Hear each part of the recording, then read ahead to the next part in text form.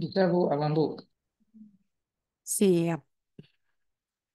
Ya, bismillah, walhamdulillah, wassalatu wassalamu ala rasulillah. Assalamualaikum warahmatullahi wabarakatuh.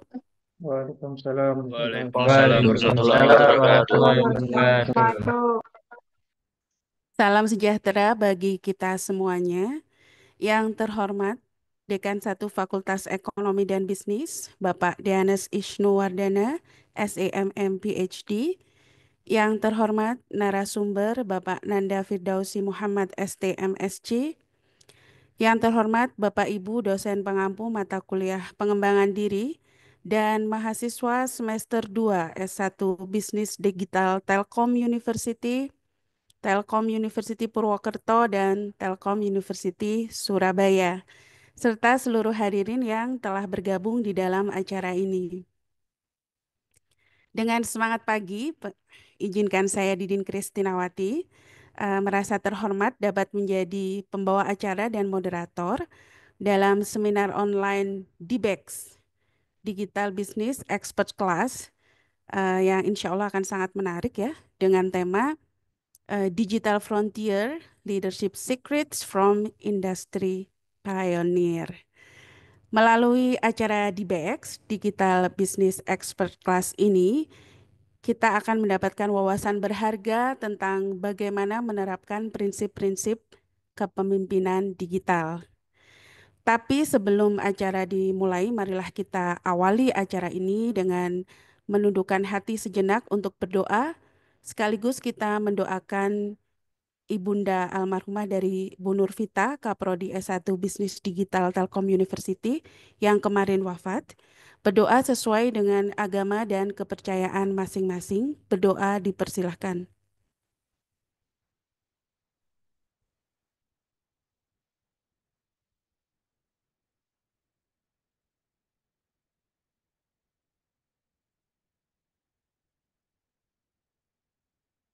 Doa selesai.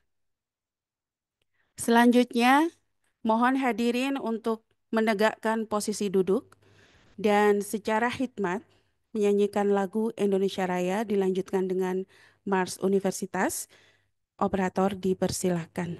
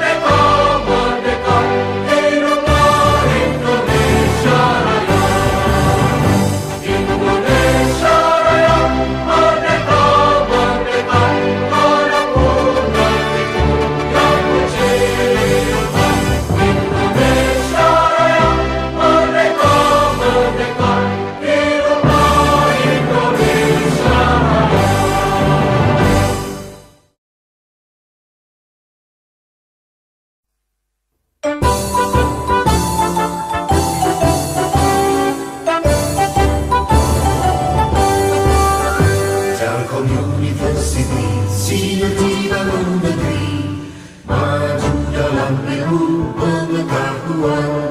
Satukan tekad bersama, padukan langkah, bawa bangsa menuju garis depan. Raih cita raju asa, sing-singkan lengan, tingkatkan inovasi unggul dan berprestasi. berprestasi, semua demi keluhuran bangsa, masyarakat adil sejahtera. Laksanakan pendidikan dengan semangat pengabdian, ciptakan kehidupan gemilang. Telkom University, kebanggaan Pertiwi, maju dengan karya, berperan bagi bangsa, bagi Indonesia, bagi dunia.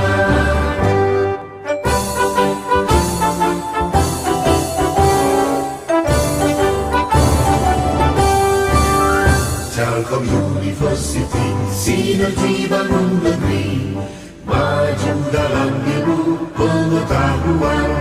Satukan tekad bersama, padukan langkah, bawa bangsa menuju garis depan.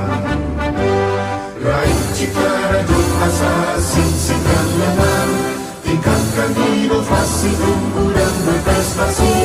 Semua demi keluhuran bangsa, masyarakat adil makmur sejahtera. Laksanakan pendidikan dengan semangat pengabdian, ciptakan kehidupan gemilang. Telkom University, kebanggaan Pertiwi, maju dengan karya, berperan bagi bangsa, bagi Indonesia, bagi dunia.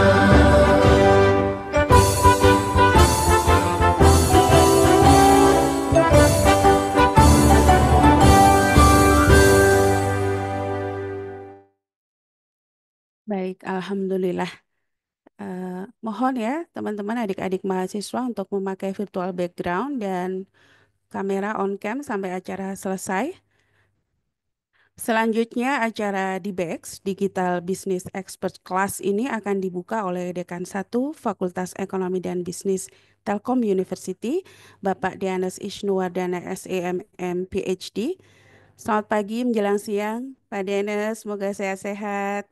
Ya, alhamdulillah. Selamat siang, Bu Didin. Alhamdulillah. Baik, kepada Pak Dianes, waktu dan layar kami persilakan. Oke, terima kasih Bu Didin ya. Baik, Assalamualaikum warahmatullahi wabarakatuh. Selamat siang, salam sejahtera buat kita semua. Pertama-tama izinkan saya mengucapkan puji syukur ya, alhamdulillah, karena pada kesempatan hari ini itu akan diadakan Digital Business Expert Class ya, yang alhamdulillah ini merupakan bisa dibilang kegiatan yang mengundang praktisi ya, bisa dibilang yang pertama mungkin diadakan oleh di kampus Bandung gitu ya, walaupun pesertanya saya lihat dari mana-mana juga ya, bisa dari 3 kota nih ya, dari Surabaya ada dan juga dari Purwokerto ya, jadi betul-betul skalanya sudah skala nasional nih ya, mendekati karena hampir 3 kota nih ya sudah ikut serta dalam seminar ini gitu. Jadi memang kalau di kami gitu ya, terutama di program BISDI ini sebagai program studi baru tentunya kita perlu sekali banyak masukan ya, banyak tambahan pengetahuan dari para praktisi industri ya. Oleh karena itu juga saya mengucapkan terima kasih ya sebesar-besarnya untuk Bapak Nanda Firdausi Muhammad STMSC ya, dari Global Talent Google Switzerland GmbH ya. Jadi terima kasih Pak Nanda atas kehadirannya, mau sharing bersama kami di sini, meluangkan waktunya. Apa namanya ya, seperti yang saya sampaikan tadi Pak Nanda, jadi tidak hanya kampus Bandung saja untuk BISDI ini, di kami punya BISDI di kampus di kota lain gitu ya, yaitu di Purwokerto dan juga Surabaya.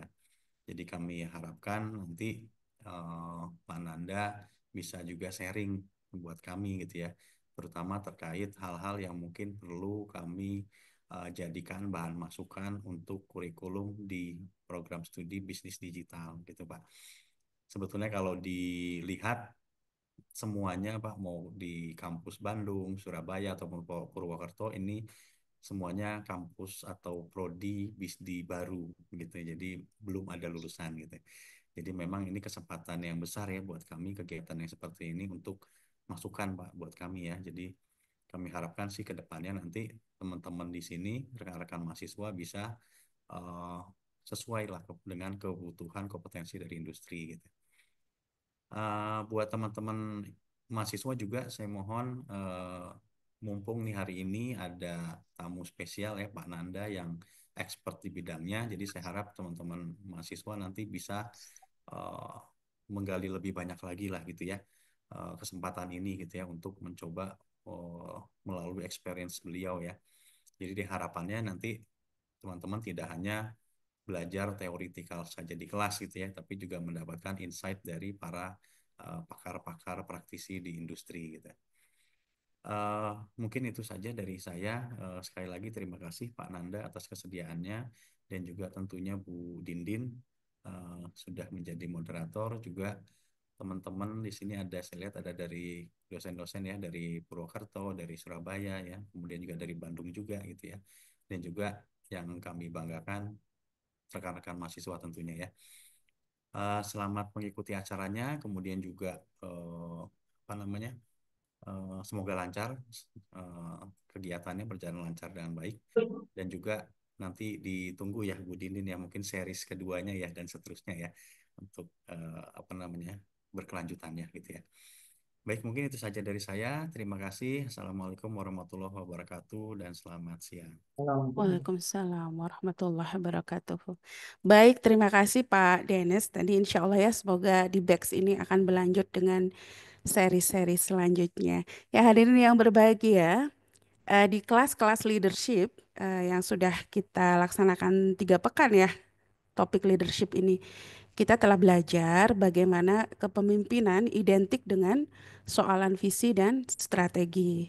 Tetapi di era digital ini yang sangat berkembang cepat dan pesat ya, perlu kemampuan beradaptasi, berinovasi, dan memimpin dengan wawasan yang jauh ke depan.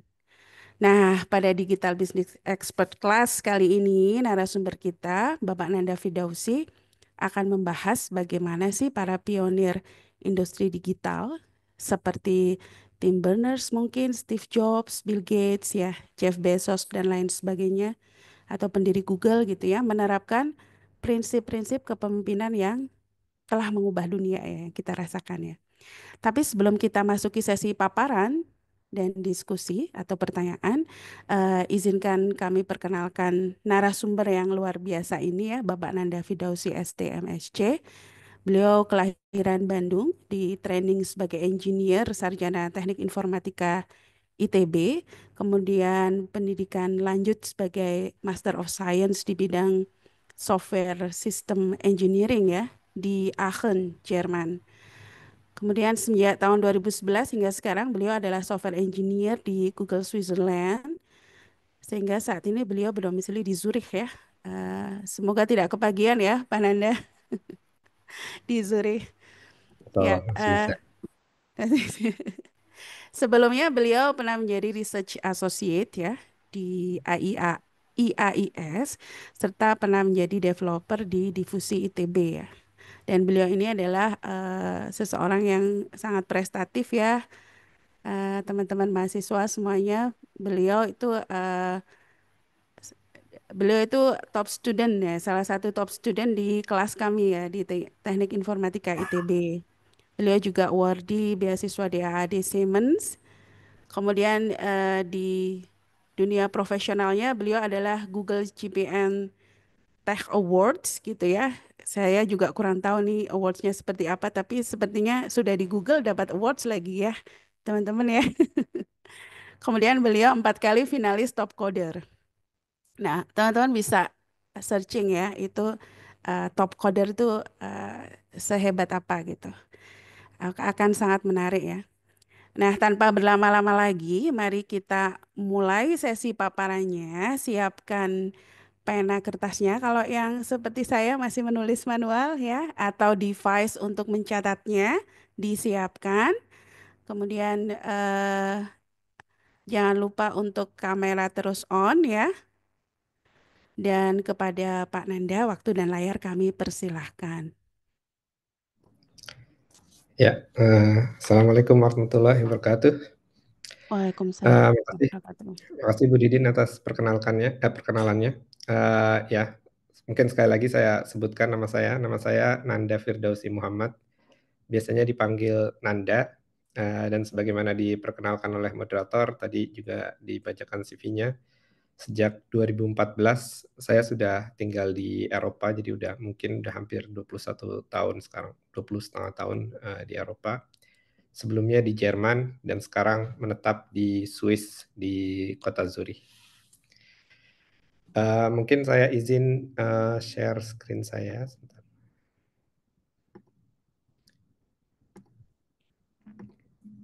Ya.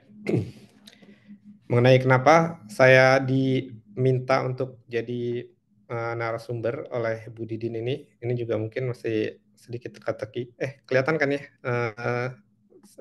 share screen-nya? Siap, Bisa dulu. kelihatan, Pak. Ya. Ini juga masih teka-teki buat saya. Tapi ya tadi sebagaimana disampaikan, saya sama Bu Didin itu dulu satu angkatan di Informatika ITB di angkatan 99.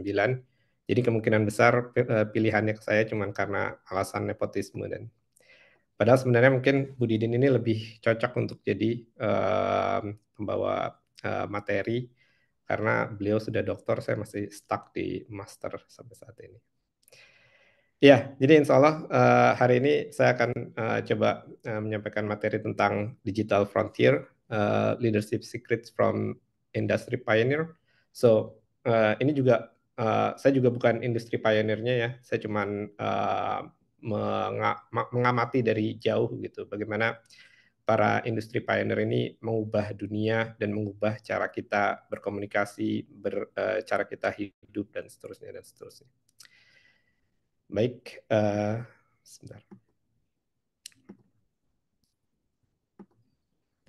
Ya, jadi kalau kita lihat sebenarnya perkembangan digital ini sudah mulai terjadi sekitar 30-40 tahun yang lalu gitu ya. Sejak ditemukannya komputer dan sejak ditemukannya personal komputer, semuanya menjadi semakin meledak, lalu kemudian ditemukannya internet, lalu ada bisnis online dan seterusnya dan seterusnya.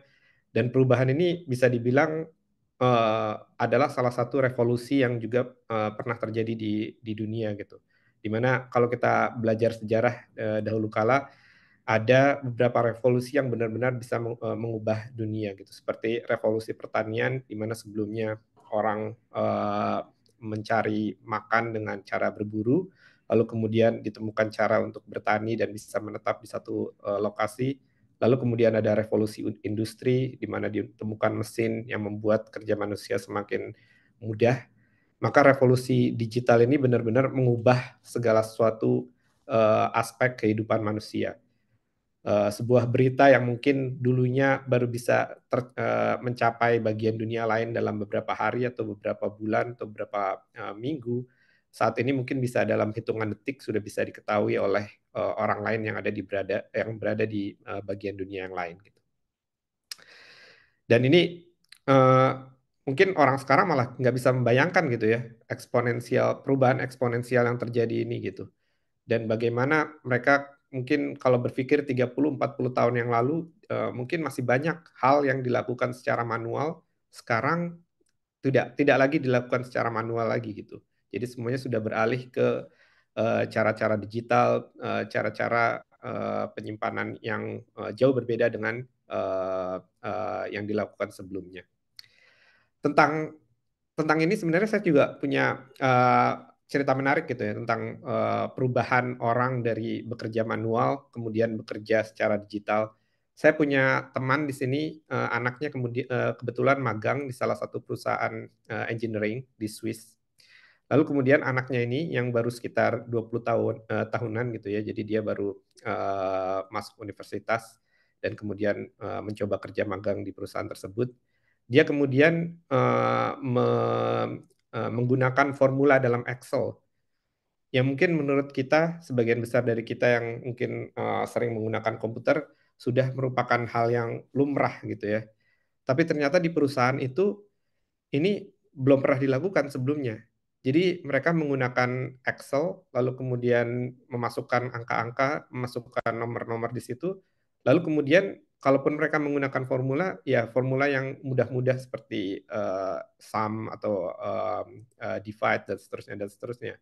Dan cara kerja anak ini benar-benar mengubah pandangan orang-orang di kantor tersebut, bagaimana sesuatu yang tadinya mungkin menghabiskan waktu berhari-hari untuk disiapkan, laporan yang mungkin tadinya menghabiskan waktu berhari-hari, bisa disiapkan dalam hitungan menit atau hitungan jam. Gitu. Ini contoh bagaimana sebenarnya dunia kita juga di sekitar kita itu masih ada, meskipun digitalisasi terus berlangsung, sebenarnya masih banyak kesempatan kita untuk mendigitalkan hal-hal dan membuat hal-hal tersebut menjadi lebih efektif dan lebih efisien ke depannya. Saya juga bisa dibilang beruntung, saya bisa dibilang generasi pertama yang mungkin merasakan internet masuk gitu ya. Jadi sebelum pada saat saya lahir mungkin internet baru mulai dikembangkan, lalu kemudian baru mulai dikenal oleh kalangan luas mungkin sekitar 10 tahun kemudian, tahun 90-an, dan kemudian baru benar-benar meledak mungkin sekitar tahun 2000-an. Jadi bisa dilihat bagaimana perkembangan dunia dari tahun 1980, 1990, di mana internet ditemukan, lalu kemudian tahun 2000-an, di mana kemudian ada yang disebut dengan smartphone, dan semua informasi mungkin kemudian jadi ada di genggaman kita. Dan akhir-akhir ini kita juga dikagetkan dengan perkembangan berikutnya, yaitu AI dan LLM. Bagaimana ChatGPT kemudian bisa mengeluarkan hasil yang setara dengan kemampuan manusia. Dan ini tidak bisa dibayangkan sebelumnya gitu ya. 30-40 tahun yang lalu mungkin ini hanya ada di film-film science fiction yang mungkin kita tertawa kalau kita diceritakan bahwa suatu saat di masa yang akan datang ini akan terjadi gitu. Dan jadi sudah jelas bahwa digitalisasi ini adalah suatu prasyarat yang penting bagi sebuah organisasi untuk bisa agile, untuk bisa responsif dan bisa kompetitif di era yang berkembang saat ini. Nah, digital frontier atau orang-orang yang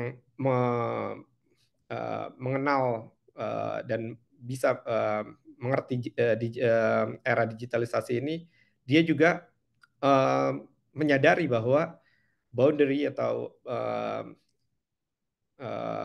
batas dari perkembangan digitalisasi ini perkembangannya luar biasa sekali. Sebagaimana tadi disebutkan eksponensial. Jadi kalau kita lihat tahun 90-an ketika Google memperkenalkan Google Search, dahulunya mungkin belum ada Google Search, yang ada mungkin hanya direktori halaman di web, itu dunia tersentak gitu. Oh ternyata ada loh cara untuk bisa menemukan hal dengan mudah di internet yang sebelumnya tidak bisa dibayangkan oleh orang sebelumnya.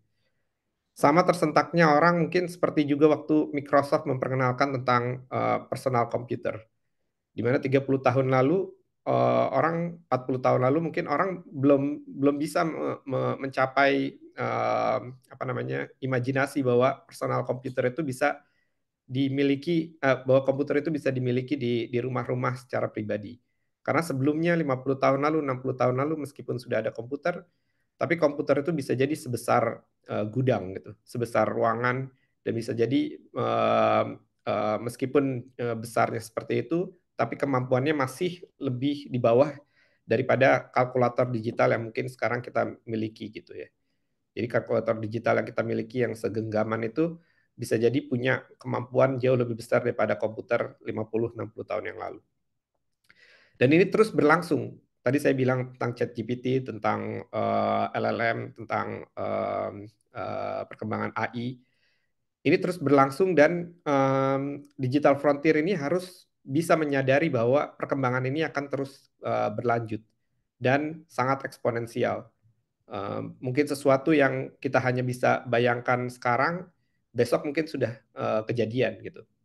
Kalau sekarang ChatGPT mungkin masih bisa melakukan halusinasi, mungkin 1 tahun lagi udah nggak ada lagi halusinasi.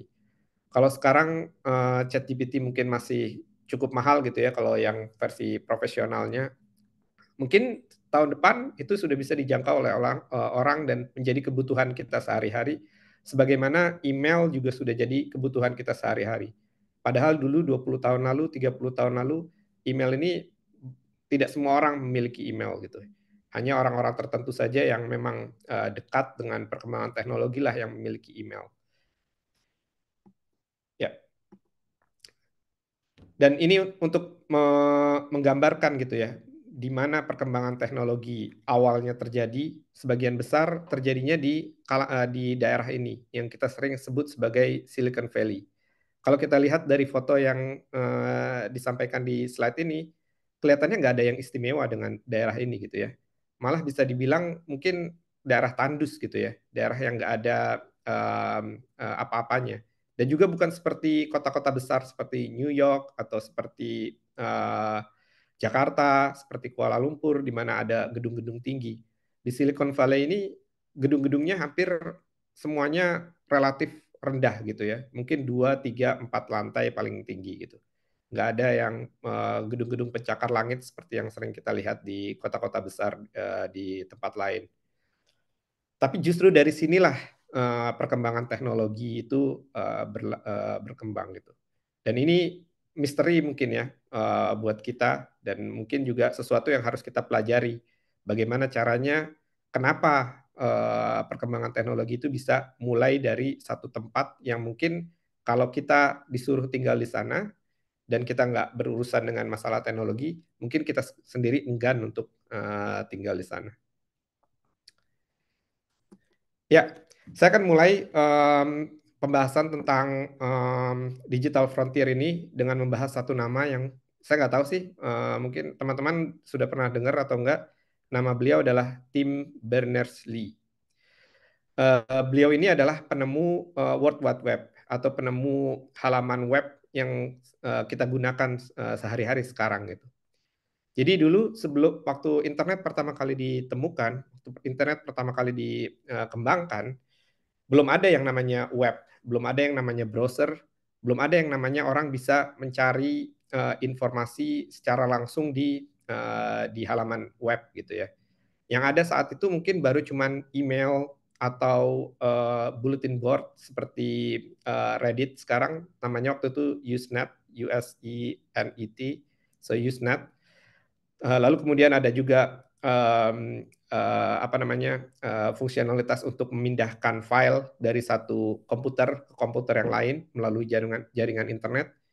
Jadi itulah, penggunaan internet itu masih terbatas di kalangan universitas dan di kalangan militer untuk keperluan-keperluan memindahkan data, dan semuanya masih tekstual, semuanya masih relatif text based. Nggak ada gambar, nggak ada video, nggak ada musik, sama sekali nggak ada seperti itu. Nah, Tim Berners-Lee inilah yang mengembangkan apa yang disebut sebagai World Wide Web, WWW, yang sering kita lihat di domain-domain yang kalau kita mencari di browser. Dan dia membuat internet ini sebagai open protocol gitu ya. Jadi dia mengembangkan WWW ini dengan protokol yang bebas diakses oleh orang lain. Dengan kata lain, seringkali kita memiliki teknologi, tapi kemudian kita memasang paten di depannya gitu ya.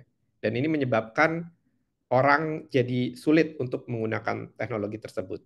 Nah, Tim Berners-Lee ini mengembangkan cara bagaimana dia bisa menyebarkan teknologi World Wide Web ini dengan cepat, yaitu dengan membuat protokolnya se-open mungkin, seterbuka mungkin gitu. Dan semua orang bisa mengaksesnya. Tim Berners-Lee waktu saya masih di ITB, dia juga masih mengetuai, atau mungkin masih sampai sekarang juga, dia mengetuai sebuah konsorsium yang dinamakan sebagai World Wide Web Consortium. World Wide Web Consortium ini adalah sebuah lembaga yang menerbitkan protokol-protokol atau edaran-edaran tentang bagaimana mengimplementasikan sesuatu hal di atas WWW, di atas World Wide Web. Dan ini semua terbuka. Jadi kalau kita mungkin sekarang ada yang bisa programming HTML atau programming web atau programming apapun di atas web, maka itu awalnya dari W3C ini, World Wide Web Consortium ini.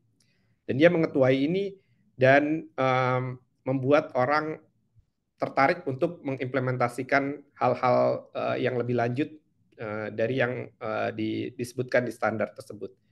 Jadi ada ribuan standar yang dia terbitkan dan yang World Wide Web Consortium ini terbitkan dan kemudian diimplementasikan oleh banyak sekali perusahaan, baik yang berorientasi bisnis ataupun yang tidak berorientasi bisnis. Ini salah satu perkataan dari Tim Berners-Lee. Jadi dia bilang, the most exciting thing was not the technology, but the community and the spirit of people getting together. Jadi dia menyatakan bahwa buat dia yang lebih menarik itu bukan teknologinya itu sendiri gitu. Teknologi itu cuma alat, teknologi itu cuma sarana untuk menyambungkan orang satu sama lain. Dan kita bisa lihat dari web yang tadinya mungkin relatif kecil sekali ya, relatif jarang sekali perusahaan yang punya antarmuka di web. Sekarang bisa dibilang kalau kita mau buka perusahaan, maka yang pertama terpikirkan adalah webnya di mana, domainnya apa, harus punya email dan seterusnya gitu ya. Jadi memang dia berhasil membongkar semua cara-cara tradisional yang sering digunakan oleh perusahaan dan membuat cara baru untuk mengembangkan bisnis secara digital. Dan ini digunakan bukan hanya untuk perusahaan yang bergerak di bidang digital, tapi juga perusahaan yang bergerak di bidang real, yang bergerak di bidang yang mungkin memang mengeluarkan physical thing gitu ya, menerbitkan smartphone baru, menerbitkan alat-alat baru, semuanya harus mempunyai kewajiban untuk akhirnya memiliki antarmuka di web. Itu yang pertama tentang Tim Berners-Lee. Silahkan nanti kalau tertarik bisa dibuka-buka lagi di Wikipedia atau di sumber lain untuk belajar tentang beliau ini. Orang kedua yang mungkin saya ingin bahas dalam kesempatan ini adalah Steve Jobs. Dan insya Allah kayaknya semua dari kita udah tahu siapa beliau gitu ya. Jadi beliau adalah pendiri Apple yang kemudian dipaksa keluar oleh beberapa orang Apple tersebut sendiri. Tapi kemudian direkrut balik ke Apple karena Apple membeli perusahaan berikutnya yang milik dia yang namanya Next gitu.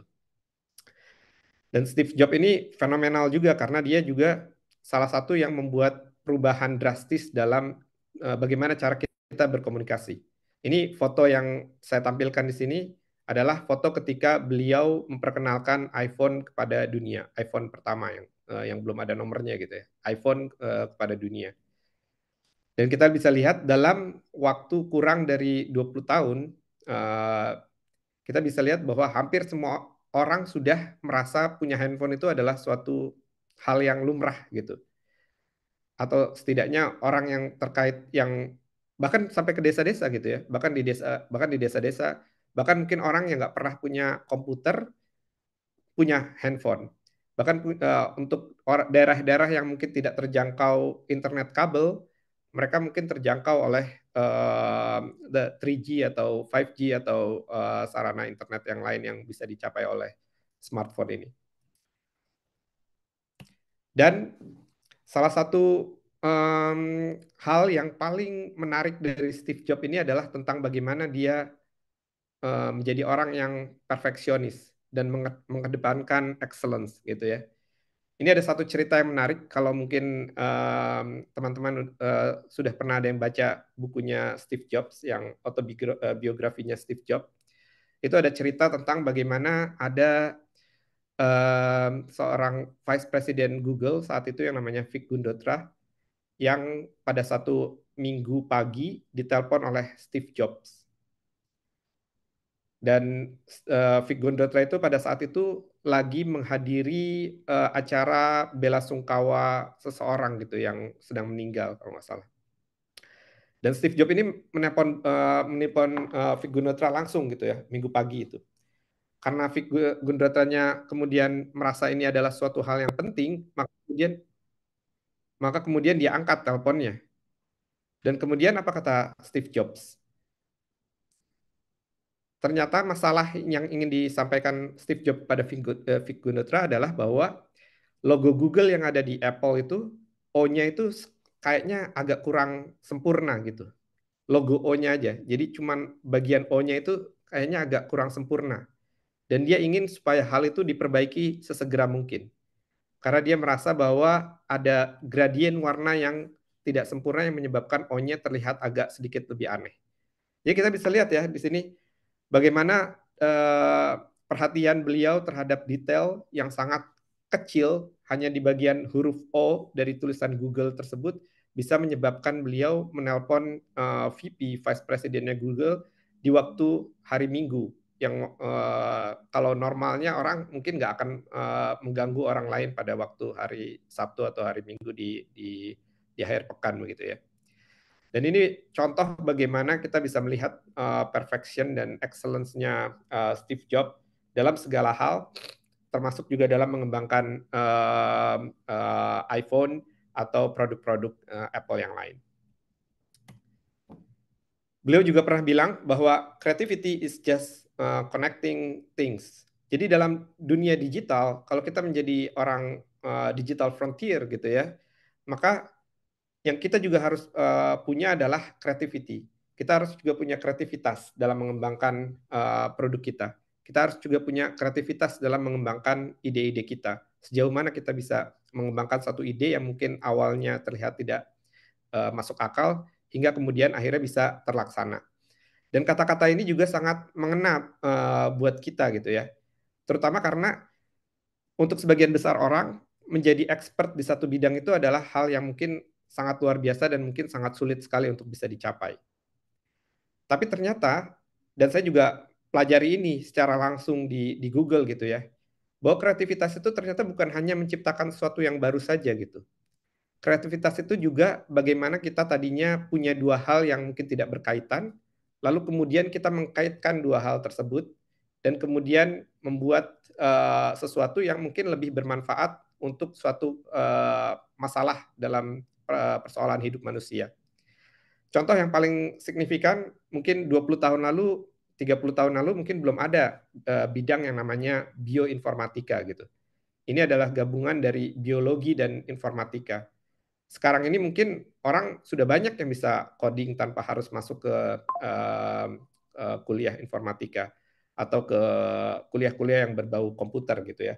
Tapi bagaimana dia bisa mengkombinasikan ilmu komputer dia dengan suatu bidang yang lain, disinilah kreativitas itu. Dan masih banyak lagi sebenarnya hal yang belum bisa dieksplor oleh manusia saat ini. Kalau kita bisa mengkoneksikan masalah kita, masalah yang kita miliki dengan suatu keahlian yang mungkin kita punya di satu bidang yang lain, ini juga adalah suatu kreativitas dan bila memang masalah yang sama dihadapi oleh banyak orang, bisa jadi bisa membuat suatu kesuksesan buat diri kita apabila kita mengembangkannya lebih lanjut. Ya, orang kedua yang mungkin orang ketiga yang saya ingin bahas di kesempatan kali ini adalah Bill Gates. Mungkin namanya juga familiar untuk kita semua gitu ya. Dia adalah pendiri Microsoft gitu ya. Dia yang membuat operating system untuk personal komputer yang pertama kali, yang waktu saya pertama kali mengenal komputer belum ada antarmuka yang berbau grafis gitu ya. Semuanya masih berbau teks. Dan namanya adalah Microsoft DOS. Ada yang pernah kebagian Microsoft DOS nggak? Yang kalau kita mau nyalain komputer itu harus masukin disket. Nah ini disket juga nggak tahu tuh, masih dikenal nggak di kalangan kita. Jadi beliau yang memprogram Microsoft DOS ini, this operating system ini dari awal. Lalu kemudian beliau juga yang mengembangkan secara luas antarmuka operating system seperti Windows yang kita kenal saat ini gitu. Dan sekarang relatif sudah jarang sekali orang yang menggunakan antarmuka teks kecuali memang orang yang bergerak di bidang software engineering atau orang-orang yang mengembangkan software gitu ya. Kalau orang secara umum semuanya akan menggunakan antarmuka visual yang seperti Windows dan Mac OS gitu ya. Ini Bill Gates. Dan kita bisa lihat kelebihan dia, bagaimana dia bisa mengembangkan bisnis digital ini adalah bagaimana dia memang memiliki kecerdasan yang berbeda daripada orang lain gitu ya. Dan dia terus-menerus menggunakan kemampuan intelektual dia untuk bisa mengembangkan suatu hal yang lain. Bill Gates juga terkenal sebagai orang yang telaten untuk belajar terus-menerus gitu. Kalau kita baca autobiografi beliau atau wawancara-wawancara dengan beliau, kita bisa lihat bahwa beliau bisa membaca 2-3 buku dalam satu hari gitu ya. Dan beliau punya perpustakaan pribadi di rumahnya, punya perpustakaan pribadi di kantornya, di mana beliau menyimpan buku-buku tersebut. Lalu kemudian beliau menggunakan ilmu tersebut untuk mengembangkan bisnis ke bidang yang berikutnya.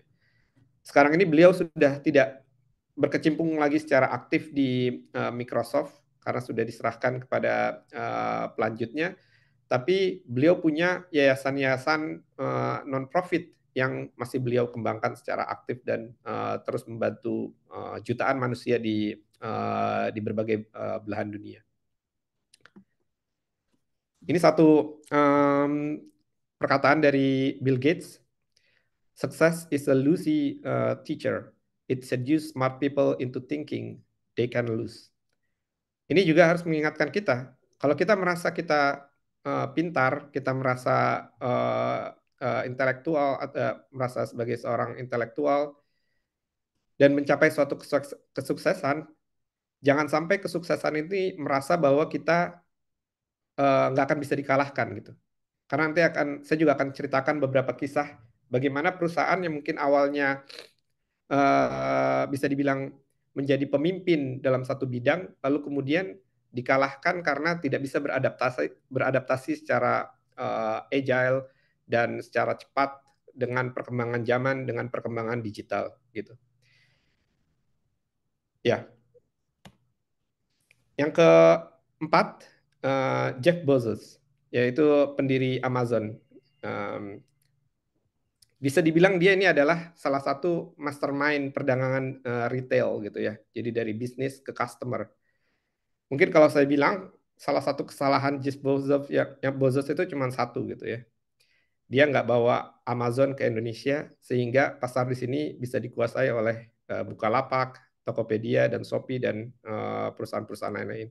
Meskipun Bukalapak juga kelihatannya sudah mulai bangkrut dan mungkin sudah menyerahkan kekuasaannya kepada perusahaan-perusahaan yang lain. Tapi bayangkan jika Amazon ini ada di Indonesia, mungkin bisa jadi Bukalapak, Tokopedia, dan Shopee ini tidak akan bisa dikenal oleh orang-orang Indonesia dan tidak akan bisa dikembangkan di sini. Jeff Bezos ini sangat perhatian dengan data-driven decision making.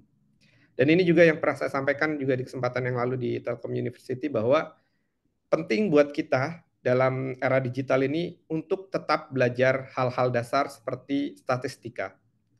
Karena ini juga ini penting untuk membantu kita untuk mengambil keputusan gitu ya. Kalau kita mengambil keputusan hanya berdasarkan naluri bisnis dan orang kemudian menjadi naik pangkat atau kemudian berhasil hanya karena naluri bisnisnya, maka ada kesempatan di mana naluri bisnis ini bisa jadi malah membelokkan kita ke jalan yang salah gitu. Dan Amazon menggunakan data-driven decision making ini untuk segala hal, termasuk juga dalam mengubah pewarnaan dalam websitenya gitu. Misalnya dia mengubah warna tombol pembelian dari warna biru ke warna kuning itu menggunakan data-driven decision making. Dia melakukan tes A dan tes B dengan berbagai warna, lalu kemudian dilihat warna mana yang benar-benar bisa menarik orang untuk bisa memencet tombol tersebut dan kemudian membeli dari Amazon. Data-driven decision making ini juga membuat kita harus menjadi kreatif dalam menentukan ukuran apa yang mau kita ambil dalam pengambilan keputusan tersebut. Karena dalam kehidupan nyata, bisa jadi nggak semuanya itu bisa dihitung secara langsung, sehingga kita harus pandai-pandai memilih proxy matrix gitu. Kita harus pandai-pandai memilih matriks antara, matriks yang mungkin bisa mengantarkan kita memang kepada matriks utama yang kita gunakan.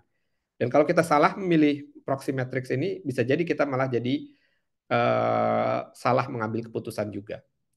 Berkaitan dengan ini juga ada satu hal yaitu North Star Matrix. yang mungkin teman-teman juga sudah sering dengar, yaitu matriks utama yang digunakan dalam perusahaan.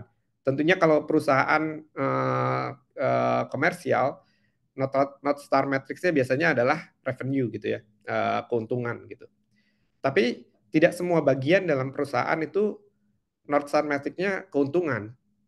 Tidak bisa misalnya HRD atau bagian finansial itu North Star Matrix-nya keuntungan, itu nggak bisa dijadikan seperti itu.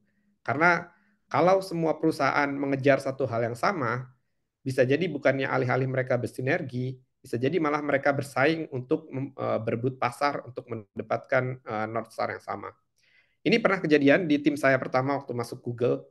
Tim saya pertama di Google itu adalah AdSpam. AdSpam ini adalah tim yang berusaha untuk menghalau spam-spam yang mencoba mengklik ads untuk mempermainkan Google gitu, untuk mempermainkan Google dan untuk mempermainkan bisnis iklannya Google. Nah, AdSpam ini adalah satu divisi dalam product area atau bagian ads, di mana kalau presentasi akhir tahun kita punya 9 bagian dalam ads tersebut, divisi dalam ads tersebut, maka divisi yang lain itu bisa menulis ini uang yang kami beri untuk Google, berapa billion, dan seterusnya. Maka AdSpam satu-satunya divisi yang kontribusinya negatif. Karena gunanya AdSpam adalah memang dia menghalau klik-klik yang tadinya bermaksud untuk memberikan keuntungan kepada Google, tapi dihalau karena Google menyadari bahwa untuk jangka panjang spam-spam tersebut harus dihalau, karena kalau tidak malah akan menghancurkan bisnis itu sendiri. Jadi di sini contoh bagaimana ada satu divisi dalam perusahaan yang mungkin North Star Matrix-nya itu berkebalikan dengan North Star Matrix dari perusahaannya sendiri. Ini perkataan dari Jeff Bezos tentang customer. Jadi dia Amazon juga sangat terkenal dengan customer friendly-nya ya. We are not competitor obsessed. We are customer obsessed. We start with what do customers need and we work backward. Kalau teman-teman yang pernah belanja di Amazon bisa merasakan gitu bagaimana perubahan customer relationship yang dimiliki oleh Amazon dibandingkan dengan perusahaan-perusahaan lain yang setara saat itu. Kalau saya bisa kasih contoh, misalnya Amazon punya janji bahwa suatu barang itu akan bisa dikirim dalam 1 hari gitu misalnya. Nah, seandainya barang itu nggak sampai dalam 1 hari, bisa jadi Amazon akan mengirim barang yang sama ke tempat kita. Dan bukannya kita malah jadi punya 1 barang tersebut, kita malah jadi punya 2 barang tersebut. Ini adalah kerugian sebenarnya kalau dari sisi bisnis. Tapi buat Amazon dengan orientasi customer-nya, ini penting untuk menimbulkan kepercayaan, trust dari customer pada Amazon, dan menyebabkan mereka bisa kembali lagi ke Amazon dan berbelanja lagi di Amazon. Dan mereka juga tidak meminta 1 barang itu untuk dikembalikan ke Amazon gitu. Tergantung harganya juga mungkin ya. Kalau kita mesennya MacBook, kemungkinan besar Amazon akan minta. Tapi kalau misalnya kita pesan 1 buku gitu ya, lalu kemudian 1 bukunya terlambat karena distribusinya memang terhalau, ya dia akan kirim lagi. Lalu kemudian kita punya 2, dan ketika ditanya apakah perlu dikembalikan, maka jawaban dari Amazon seringkali adalah nggak usah. Jadi kamu sekarang punya 2 buku. Saya nggak tahu ini apakah bisa diaplikasikan di Indonesia atau tidak gitu ya. Karena kalau kita lihat tren yang terjadi saat ini, kalau kita berbelanja di marketplace Indonesia, semua hal harus divideokan, kalau enggak malah nggak bisa diklaim kalau ada kerusakan atau ada kekurangan dalam pengiriman atau dalam delivery barang tersebut. Tapi ini satu hal yang menarik untuk kita pelajari, bagaimana Amazon mengambil angle untuk memperlakukan customer sebagai raja. Yang terakhir, perusahaan yang saya sedang bekerja saat ini adalah Larry Page dan Sergey Brin. Ini adalah 2 orang teman yang sebelumnya berusaha untuk mendapatkan PhD di Stanford University. Lalu alih-alih mendapatkan PhD, mereka malah membuka perusahaan yang namanya Google, ketika mereka menemukan ide bahwa mereka bisa mengindeks seluruh halaman web dengan cara menarik link dan kemudian menentukan page rank. Jadi menentukan page ranknya dengan menghitung berapa link balik yang diterima oleh halaman tertentu gitu. Algoritma ini mungkin masih dipakai secara di latar belakang, tapi sudah jauh berkembang. Sekarang mungkin sudah nggak pakai algoritma yang sama seperti yang dipakai 25 tahun yang lalu ini. Mereka berdua cara mengembangkan industrinya atau mengembangkan perusahaannya adalah dengan memfokuskan diri pada innovation dan melakukan pengejaran terhadap crazy ideas gitu ya. Bagaimana mereka punya ide-ide yang mungkin tidak terbayangkan sebelumnya. Kita bisa lihat Google Maps misalnya. Google Maps ini kalau kita hidup 25 tahun yang lalu, kalau kita berpergian ke satu tempat, maka kita butuh bawa map fisikal, jadi map kertas gitu ya. Terutama kalau kita ke tempat yang belum pernah kita datangi sebelumnya. Dan kita harus punya navigator biasanya, yang bisa membantu kita untuk menentukan apakah kita belok ke kanan, atau apakah kita lurus, atau belok ke kiri. Tapi sekarang dengan adanya Google Maps, relatif kita udah nggak ada yang punya peta kertas di mobil kita lagi gitu ya. Semuanya sudah tergantikan dengan Google Maps yang ada di handphone kita. Dan banyak lagi yang mereka lakukan. Misalnya Gmail gitu ya. Dulu kita punya email, mungkin kapasitas yang disediakan secara gratis mungkin sangat-sangat terbatas gitu. Bisa jadi hanya 100 megabytes atau kurang dari 100 megabytes. Gmail itu provider email pertama yang memberikan space 1 gigabyte terhadap penggunanya. Dan ide ini terus berlangsung dan masih berlangsung terus. Banyak sekali ide-ide aneh yang disebutkan yang dimunculkan oleh Google dan menjadi core dari pemikiran Larry Page dan Sergey Brin. Ini ada satu kalimat yang dituliskan dalam nota pendirian Google. If you are changing the world, you are working on important things. You are excited to get up in the morning. Jadi dia bilang, kalau orang sudah excited untuk suatu hal, maka dia akan bekerja secara maksimal tanpa perlu ada dorongan eksternal. Dorongan itu akan muncul dari dirinya sendiri secara internal, dan dia akan selalu excited manakala dia bangun pagi hari, karena dia tahu ada persoalan yang sedang dia coba selesaikan saat itu. Mungkin nggak bisa dilakukan oleh semua perusahaan, tapi inti dari ini adalah yang harus kita kembangkan dalam membangun bisnis digital di kemudian hari adalah harus ada sebagian dari perusahaan kita yang fokusnya adalah mengembangkan inovasi-inovasi baru yang mungkin tidak terbayangkan bagaimana cara mengaplikasikannya ke bisnis yang sudah berjalan saat ini gitu. Tapi inovasi ini terus harus dijalankan, karena kalau tidak kita yang akan tertinggal oleh perusahaan-perusahaan yang baru yang mungkin lebih agile dan lebih mudah untuk mengganti-ganti cara mereka berbisnis. Contoh yang lain, misalnya saya juga sering, ini contoh favorit saya gitu ya, bagaimana leadership ini bisa menentukan arah perusahaan. Di Google ini ada satu konsep yang namanya blameless postmortem.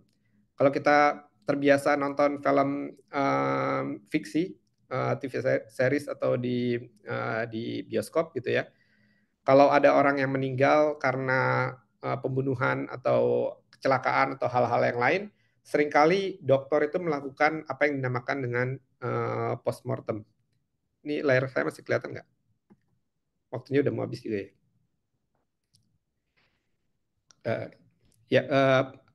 Ya, apa yang namanya postmortem atau membahas tentang penyebab kematian orang tersebut. Nah, yang dilakukan oleh Google di engineering ini adalah juga melakukan sesuatu yang namanya blameless postmortem. Jadi kalau ada suatu kejadian yang menyebabkan kerugian perusahaan atau ada kejadian yang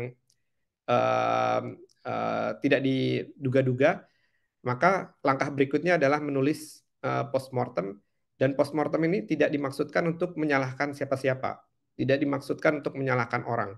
Karena dalam Google yang dipentingkan adalah bahwa kalau ada suatu kesalahan, maka itu biasanya adalah kesalahan sistem. Kalaupun orang yang melakukannya, seharusnya sistem bisa menghindari kesalahan tersebut untuk bisa dideploy ke production. Secara pribadi saya juga pernah menyebabkan Google kehilangan $5 juta US misalnya. Hanya karena satu perubahan yang saya lakukan di kode, lalu kemudian banyak sistem yang jadi crash atau down karena perubahan tersebut, dan Google kehilangan kesempatan mendapatkan $5 juta. Tapi alhamdulillah sampai sekarang saya masih bisa kerja di Google dan tidak ada konsekuensi finansial atau konsekuensi lain-lainnya yang saya dapatkan secara pribadi. Yang kedua, yang terakhir dari Google yang mungkin saya bisa sampaikan dalam kesempatan ini adalah untuk bekerja secara agile, seringkali kita harus berprinsip bahwa instead of jangan selalu untuk mencoba mencari izin sebelum melakukan sesuatu.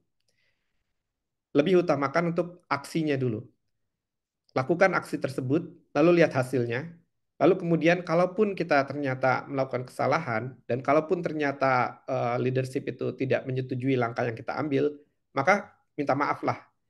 Dan mudah-mudahan bisnis ini dikembangkan dengan tadi ya, berkaitan juga dengan blameless postmortem ini.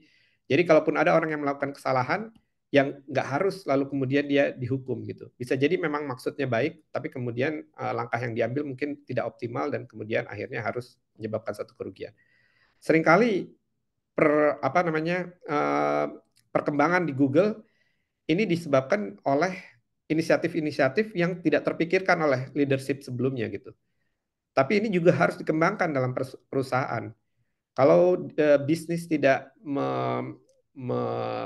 mencoba mengajak karyawannya juga untuk berinovasi, maka semuanya akan terpaku pada kreativitas dan ide dari si leader tersebut, dan pada banyak kesempatan leader tidak bisa mengenal persoalan-persoalan kecil yang ada di bawah gitu ya. Dan ini hanya bisa timbul bottom up. Kita bisa lihat beberapa tema general dari beberapa orang yang tadi saya sampaikan, dari beberapa pionir dalam dunia digital yang tadi saya sampaikan. Yang pertama adalah bahwa mereka memiliki visi. Ini mungkin mengulang, tadi Bu Didin juga udah bilang bahwa materi-materi sebelumnya sudah membahas bahwa ada visi yang penting gitu ya, visi yang jelas tentang apa yang ingin dicapainya. Dan seringkali leader atau perusahaan juga mungkin sudah punya strategi, langkah-langkah apa yang mau dicapai untuk mencapai visi tersebut. Yang saya ingin tekankan di sini juga adalah visi itu harus benar-benar jauh gitu ya, benar-benar jauh, sehingga kalaupun kita harus beradaptasi, dan kita memang harus beradaptasi dalam perkembangan zaman ini, dalam perkembangan zaman digital ini, maka yang kita ubah bukan visinya, tapi langkah-langkah menuju visi tersebut. Kalau kita lihat visinya Google adalah mengorganisasi informasi yang ada di dunia, yang ada di seluruh dunia, dan kemudian memberikannya dengan cara yang lebih baik kepada orang lain. Ini kan berarti bukan terbatas pada Google Search saja gitu ya. Kalau kita lihat visi tersebut, ini cocok buat YouTube juga. Ini cocok buat Maps juga. Ini cocok juga buat LLM atau ChatGPT atau Gemini yang kita punya sekarang. Bagaimana cara mencapai visi tersebut? Mungkin 25 tahun yang lalu Google Search. Mungkin 10 tahun yang lalu YouTube. Mungkin 5 tahun yang lalu sesuatu yang lain. Mungkin saat ini Gemini. Mungkin ke depannya ada sesuatu yang lain lagi. Dan ini adalah yang leader atau pemimpin digital frontier ini harus terus-menerus berusaha memikirkan apa yang memang dia ingin capai, visi apa yang ingin dia capai ke depannya. Saya agak cepat sedikit. Lalu kemudian yang seterusnya adalah kita nggak akan bisa membangun semuanya sendiri. Jadi kita juga harus membangun tim yang kuat, dan kita juga harus mengembangkan kultur organisasi yang efektif juga. Tadi yang saya sampaikan tentang blameless postmortem. Kalau ini hanya sekedar slogan yang disampaikan oleh pemimpin dan tidak disampaikan kepada karyawannya, tidak disampaikan kepada bawahannya, maka bisa jadi slogan itu hanya sebatas di lip service saja. hanya sebatas di bibir saja, mengatakan bahwa blameless postmortem, tapi kemudian ketika kejadian sesuatu yang menyebabkan kerugian perusahaan, bisa jadi kemudian ada pemecatan oleh manajer di bawahnya kepada karyawan di bawahnya lagi. Padahal bukan ini yang diinginkan oleh pemimpin perusahaan. Dan bagaimana perusahaan membangun kultur ini juga harus dikembangkan dalam bagaimana kita mengembangkan bisnis digital kita. Dan kita mungkin juga pernah lihat, pernah dengar peribahasa bahwa kalau kamu ingin pergi cepat, maka pergilah sendiri. Ya, kalau kamu ingin mengerjakan sesuatu dengan cepat, lakukan itu semuanya sendiri. Tapi kalau kamu ingin mengerjakan sesuatu itu perjalanan yang jauh, maka lakukan bersama orang lain. Karena kamu nggak akan bisa melakukannya sendiri. Kamu butuh tim, kamu butuh orang yang bisa membantu kamu untuk bisa melakukan perjalanan yang jauh itu. Semakin kuat tim yang kamu bangun, semakin jauh perjalanan yang kamu bisa buat, semakin besar kesuksesan yang mungkin kita bisa capai. Lalu common theme yang terakhir adalah adaptability dan resilience. Jadi kalau satu ide gagal, resilience ini maksudnya terus mencoba hal yang mungkin masih gagal. Kalau satu ide gagal, untuk mencapai visi yang kita inginkan, coba lagi ide berikutnya.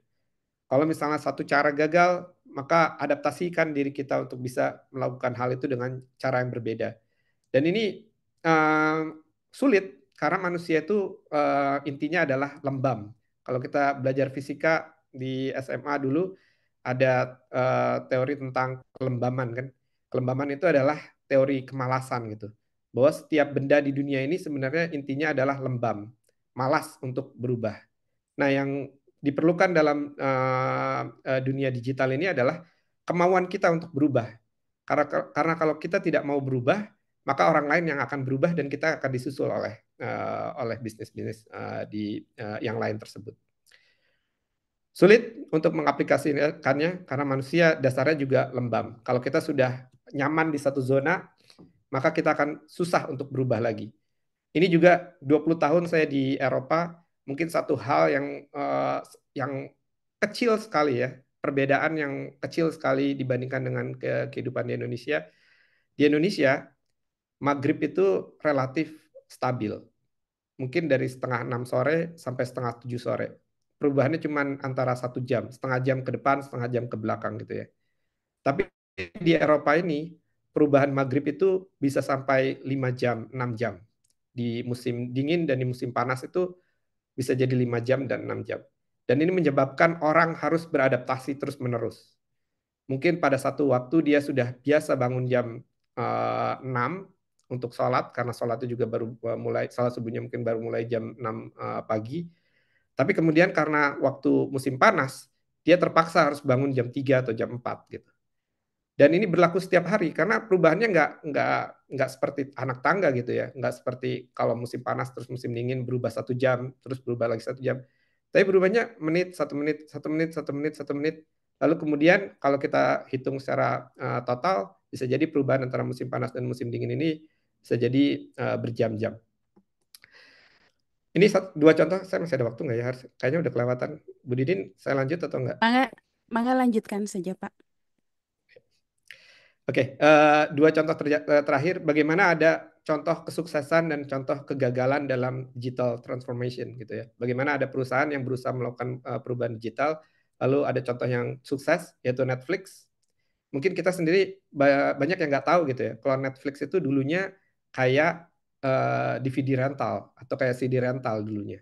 Jadi kayak kalau di Indonesia mungkin ada penyewaan video kalau zaman saya 30 tahun yang lalu, di mana kita bisa datang ke satu tempat lalu pinjam kaset video yang kita setel, lalu kemudian seminggu kemudian kita kembalikan. Nah, Netflix itu dulunya seperti itu.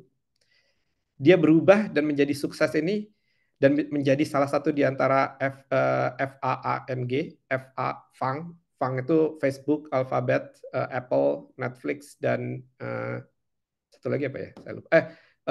Bukan Alphabet, Apple, Amazon, Netflix, dan Google. Itu karena melakukan digital transformation. Jadi instead of melakukan bisnis tradisional, meminjamkan DVD, meminjamkan kaset secara fisikal, beliau Netflix ini memindahkan film-film tersebut ke bentuk digital, lalu kemudian didistribusikan secara digital juga, dan orang bisa menontonnya kapan saja di gadget apa aja gitu ya. Bisa di TV, bisa di handphone, dan bisa di mana-mana. Tapi ada juga contoh yang gagal, misalnya Kodak.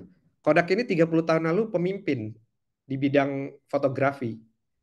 Tapi karena dia terlambat untuk mendeteksi perubahan ke arah digital, dan dia terlambat untuk membuat inovasi yang menggunakan teknologi digital, saat ini bisa dibilang dia jadi pemain third tier gitu ya, pemain ketiga gitu, level ketiga. Nggak banyak lagi inovasi yang bisa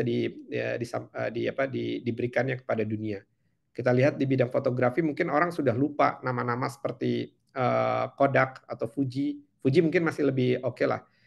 Nikon masih oke karena dia memang berubah menjadi ke arah digital juga, atau ke Canon juga seperti itu.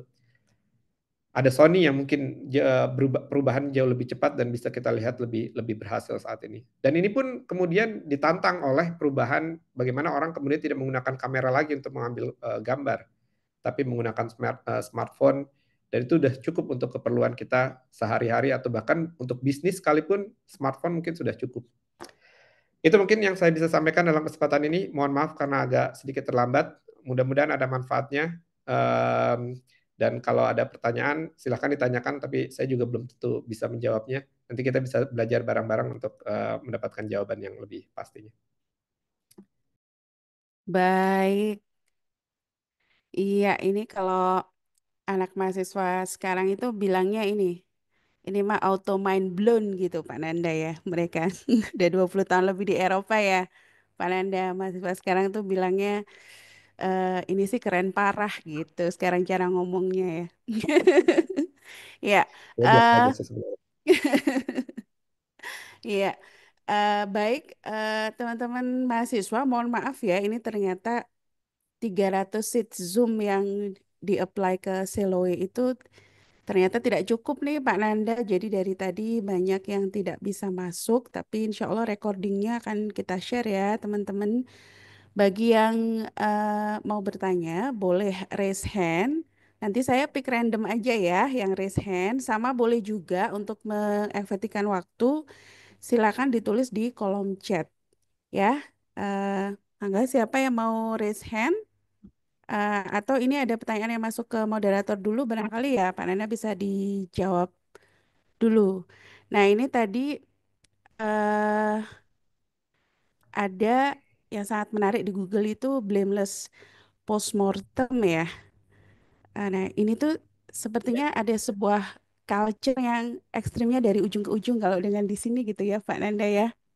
Yang menyebabkan ini secara real terjadi misalnya di birokrasi kita ya, inovasi-inovasinya itu menjadi sangat terhambat karena resikonya sangat tinggi ya, tidak hanya terhadap dirinya sendiri, jabatannya, tapi juga terhadap organisasinya.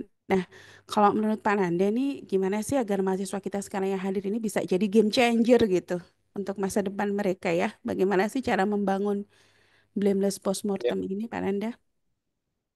ya. Kalau saya mulai ini nanti jadinya menyindir orang lain ini. Tapi kalau saya mulainya malah jadi sebenarnya harusnya dari dosennya gitu. Jadi dari leadernya, dan leader di universitas itu sebenarnya siapa sih? Leader kan, dosen kan, atau malah rektor. Kalau saya lihat kejadian akhir-akhir ini di mana rektor UI mendeo mahasiswa atau siapa mendeo mahasiswa, itu sebenarnya kebalikan dari apa yang yang disebutkan dengan blameless postmortem ini. Seharusnya sebagai pemimpin kita menyadari bahwa yang dipimpin itu jauh lebih junior daripada kita, jauh lebih tidak mengerti dengan keadaan dunia dibandingkan dengan kita sendiri gitu ya. Kalau kita menyalahkan orang lain, apalagi yang di bawah kita, karena sesuatu yang mungkin bisa dibilang relatif normal gitu ya untuk perhitungan kita, ya kultur ini nggak akan bisa terjalankan. Jadi kultur ini memang harus dibangun dengan sedikit demi sedikit. Nanti kalau misalnya di antara mahasiswa ada yang membangun bisnis digital lalu kemudian punya bawahan dan mereka melakukan kesalahan yang menurut mereka mungkin menyebabkan kerugian dalam perusahaan, Nah, disinilah tesnya gitu ya. Apakah kita bisa mengembangkan blameless postmortem ini gitu. Ya, kalau di contohnya, kalau dalam Islam mungkin contohnya Rasulullah sama Zaid bin Haritsah gitu ya. Sama siapa? Saya lupa satu lagi. Yang pernah satu ketika disuruh oleh Rasulullah untuk melakukan sesuatu, tapi kemudian terlupa dan Rasulullah nggak menyalahkan beliau gitu ya, malah tertawa melihat beliau anak tersebut melakukan kesalahan itu. Nah, ini intinya dari blameless postmortem. Dan blameless postmortem itu yang penting juga harus ada action item. Apa hasil, apa yang mau dilakukan untuk memperbaiki supaya hal yang sama tidak terjadi lagi di masa yang akan datang.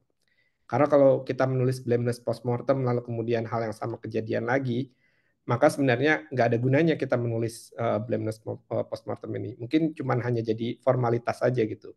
Cuman hanya jadi formalitas supaya kita mungkin dapat kredit atau dapat sesuatu dari leaders atau dari perusahaan gitu. Baik, terima kasih Pak Nadia. Dan blameless postmortem itu sesuatu yang berbeda dengan melanggar aturan ya Pak ya. Jadi mahasiswa perlu Ya, ya, itu bukan berbeda dengan melanggar aturan tentunya ya. Tapi itu juga kadang-kadang kan juga masalahnya adalah aturan ini nggak terkomunikasikan dengan sempurna ke seluruh kalangan gitu kan. Ya, itu juga harus dipikirkan gitu ya mungkin apakah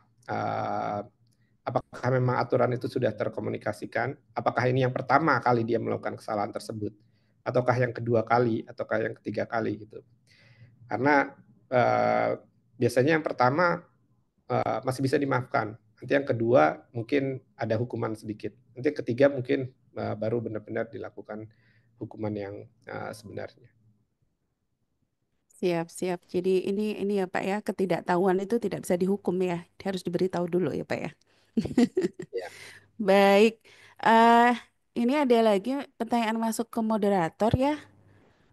Nah, Pak Nanda, berdasarkan pelajaran-pelajaran yang bisa diambil dari leader-leader bisnis digital yang tadi dijelaskan, apa sih keterampilan atau skill esensial yang perlu sekarang mahasiswa siapkan? Ya, sebenarnya tadi udah beberapa saya sampaikan secara implisit gitu ya. Mungkin yang pertama buat saya, yang praktikal buat mahasiswa adalah keinginan kita, curiosity kita untuk selalu belajar hal yang baru gitu.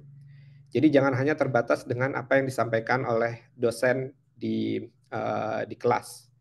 Tapi kalau kita tidak mengerti satu hal, ya explore lagi hal tersebut. Dan ini sangat mudah sekarang dengan ChatGPT dan dengan Gemini, dengan tools-tools seperti itu gitu ya. Tinggal tanya aja.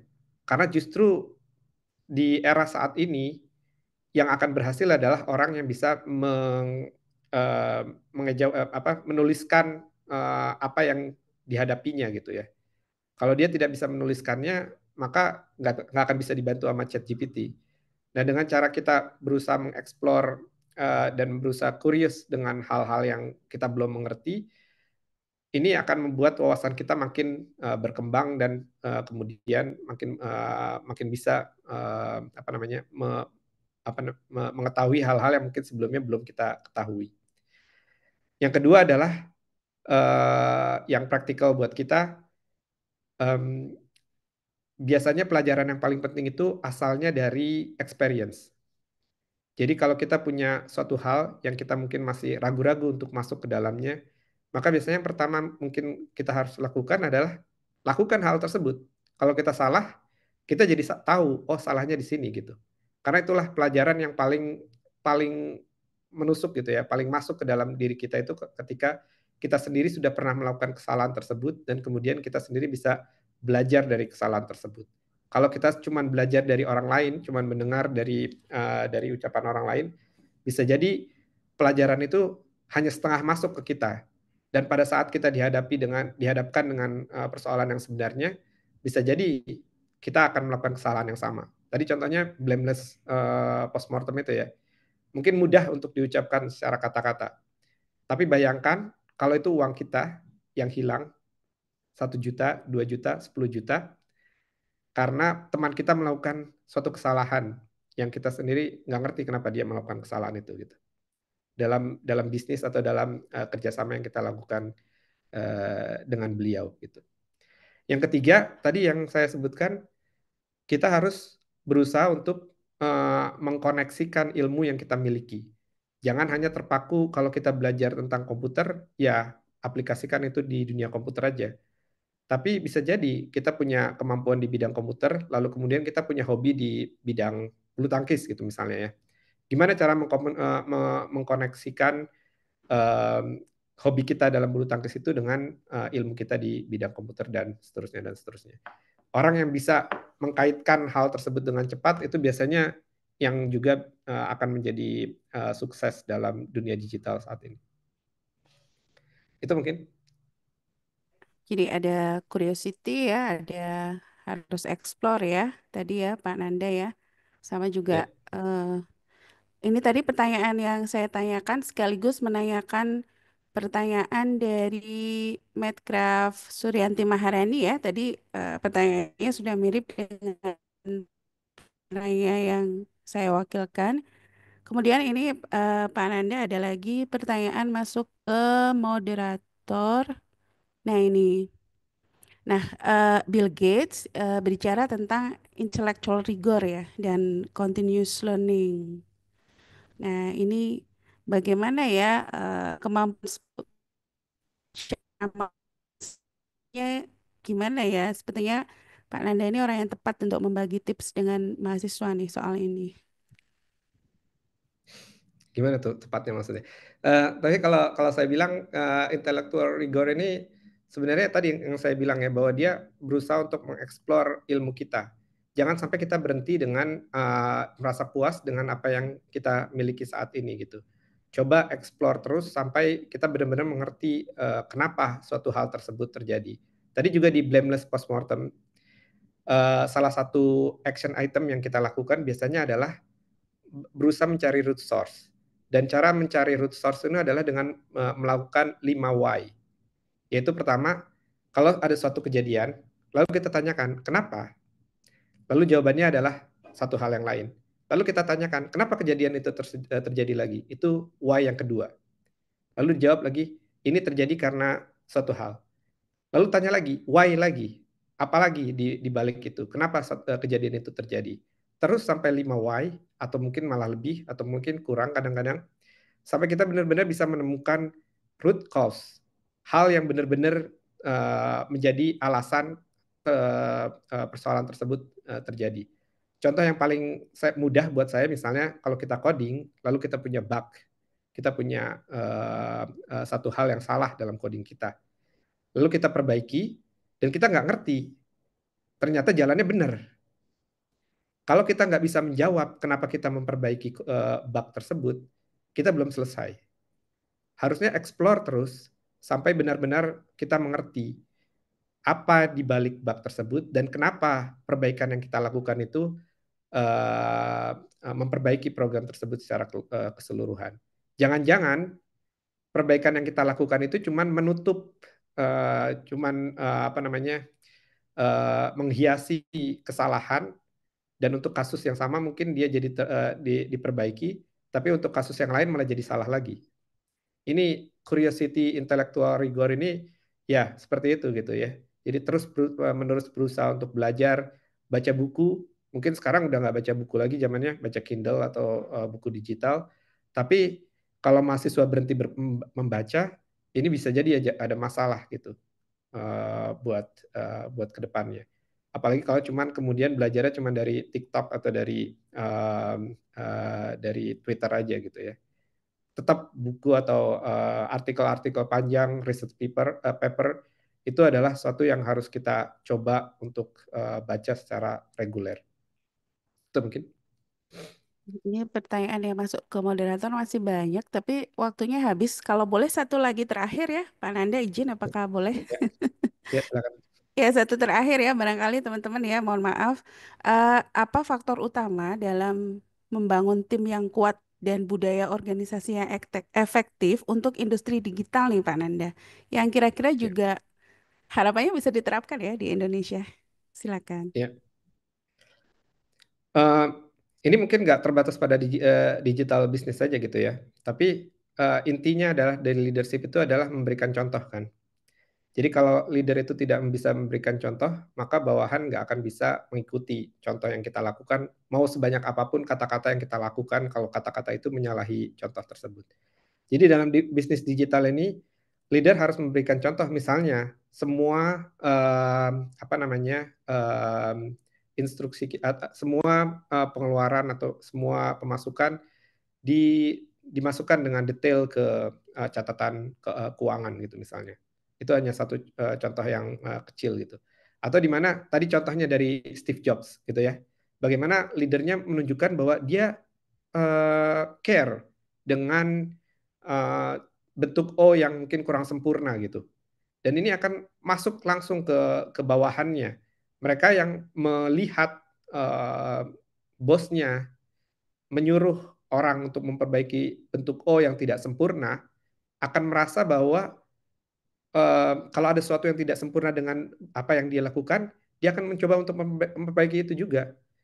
Bedakan kalau kita misalnya lihat ada pemimpin yang mungkin ada sesuatu yang jelas-jelas kesalahan, lalu dibiarkan oleh pemimpin tersebut gitu. Atau ada satu kesalahan, saya mungkin nggak bilang kesalahan gitu ya. Ada satu hal yang mungkin bisa dibilang nggak sempurna, tapi dibiarkan oleh pemimpin tersebut. Ini bisa jadi berefek ke bawahannya.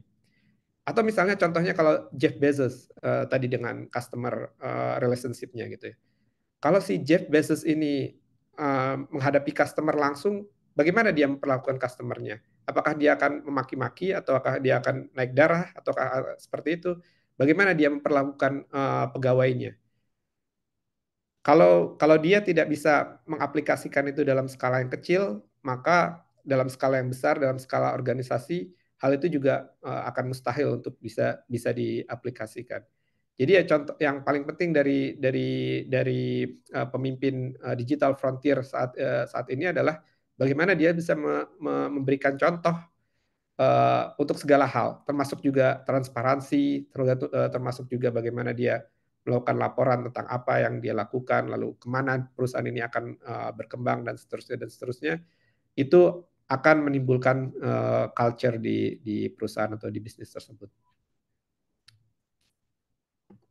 Baik, alhamdulillah tidak terasa kita sampai di penghujung acara Seminar Digital Frontier Leadership Secrets from Industry Pioneer ya. Hari ini sungguh sebuah sesi yang luar biasa ya, teman-teman hadirin semuanya, dan memberikan insight yang banyak sekali. Semoga teman-teman terinspirasi juga ya, tidak hanya untuk dipraktekkan nanti, tapi juga mulai sekarang ya di dalam kelas, di dalam mengerjakan tugas, di mana sering kita sebagai dosen memberikan tugas kelompok ya. Sekarang semakin mendapat reasoning ya, kenapa tugas itu dikerjakan kelompok. Tadi Pak Nanda udah mengeksplor banyak hal begitu ya. Eh, Semoga inspirasi dan pembelajaran kita hari ini nih menjadi bekal berharga ya, terutama bagi mahasiswa S1 Bisnis Digital Telkom University. Kami sampaikan terima kasih sebesar-besarnya Pak Nanda selaku narasumber yang telah berbagi ilmu dan pengalaman. Semoga menjadi amal saleh juga ya buat Pak Nanda. Sebagai sedikit tanda terima kasih dari kami, mohon Pak Nanda berkenan menerima sertifikat apresiasi dari Fakultas Ekonomi dan Bisnis yang akan diserahkan oleh Bapak Dekan 1 kepada Pak Deanes. Dipersilahkan.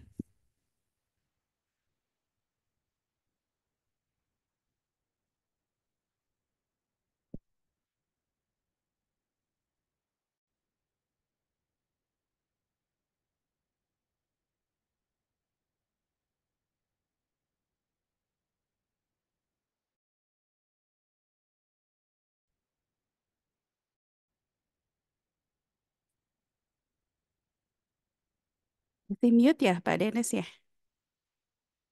Oke, Iya, udah bisa. Bu Nidin. Ya, bisa baik. Pak. Iya, ini sedikit apresiasi dari kami, Pak Nanda. Eh, apa namanya? Terima kasih sekali lagi atas bantuan Bapak dan waktunya juga, Pak. Semoga Bapak sehat dan sukses selalu, Pak. kasih Pak Amin, Nanda. amin, amin. Amin. Terima kasih banyak Pak Denis. Sama-sama. Baik, makasih Pak Denes. Satu lagi sebelum ditutup, kita foto bersama dulu ya. Silakan operator memberikan aba-aba.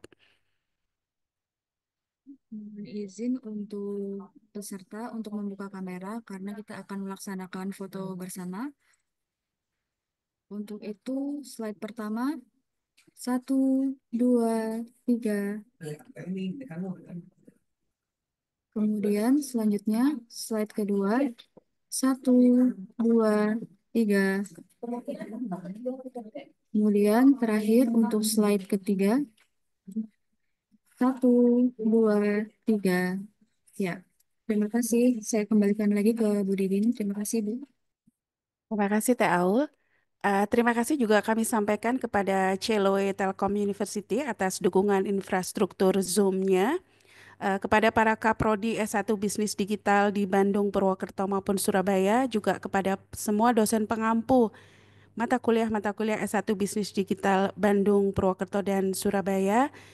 Juga tentu saja kepada seluruh peserta seminar, adik-adik, teman-teman, atau anak-anak mahasiswa kita yang telah aktif berpartisipasi.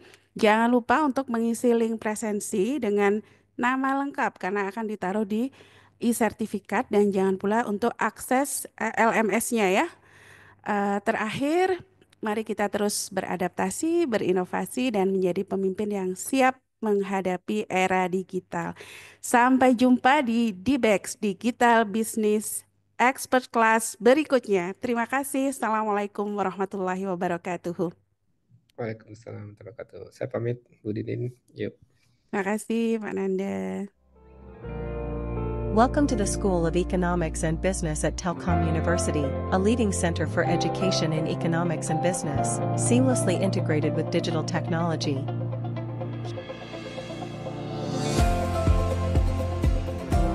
Here, we prepare future leaders with top-tier programs designed to meet global challenges. The vision of School of Economic and Business is to become an international standard faculty of economics and business that excels nationally by focusing on entrepreneurship and actively utilizing digital technology in economics and business to achieve sustainable development goals that have a positive impact on the nation's economic growth in 2028. We offer a range of master's programs tailored for professionals and academics seeking to advance their careers. Master in Management, equipping you with managerial and leadership skills across various industries. Master in Management, DL, a flexible distance learning program, allowing you to study anywhere, anytime. Master in Accounting, focusing on strategic accounting and data-driven decision-making. Master in Business Administration, shaping adaptive and innovative business leaders for the digital age. For undergraduate degrees, we provide programs aligned with current industry needs. Bachelor in MBTI, developing expertise in telecommunication and informatics business management, merging business with technology. Bachelor in Accounting, preparing professional accountants with deep knowledge in financial analysis and reporting.